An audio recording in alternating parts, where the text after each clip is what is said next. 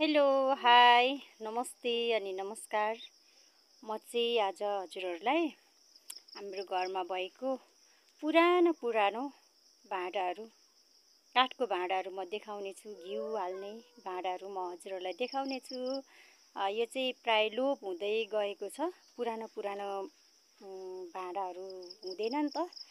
त्यसैले आज म हजुरहरूको सामुन्ने म भाँडा देखाउन गइरहेको छु है त गाइजहरू। यो चाहिँ हेर्नु होला है, यो चाहिँ आधा माना, यसको चाहिँ बिर्को फुटेर अनि हामीले चाहिँ कोकोनटको तेलको बिर्को लगाएका छौँ।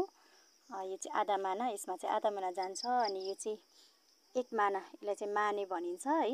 यसमा चाहिँ एक माना घिउ जान्छ। अनि यो चाहिँ चौथाइ, हामी सानो हुँदाखेरि नै बुवा मम्मीले भैँसी पाल्नुहुन्थ्यो नि त। अनि त्यतिखेर यसमा चाहिँ घिउ जम्मा गर्नुहुन्थ्यो के।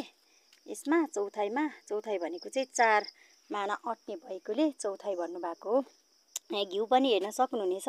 अहिले चाहिँ हाम्रो घरमा भैँसी दुहुना छ, त्यही भएर घिउ जम्मा गरेका छौँ। हामी सानोमा हुँदाखेरि नि यसको घिउ चाहिँ हामी चोरेर खान्थ्यौँ के, मम्मीहरूदेखि चोरेर खान्थ्यौँ सानोमा। धेरै याद आउँछ।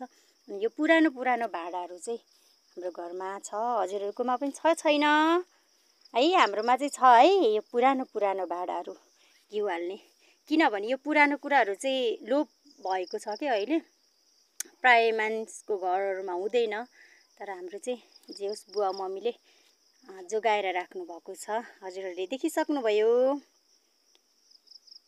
सबैजनाले लाइक गरिदिनुहोस्, कमेन्ट गरिदिनुहोस् है।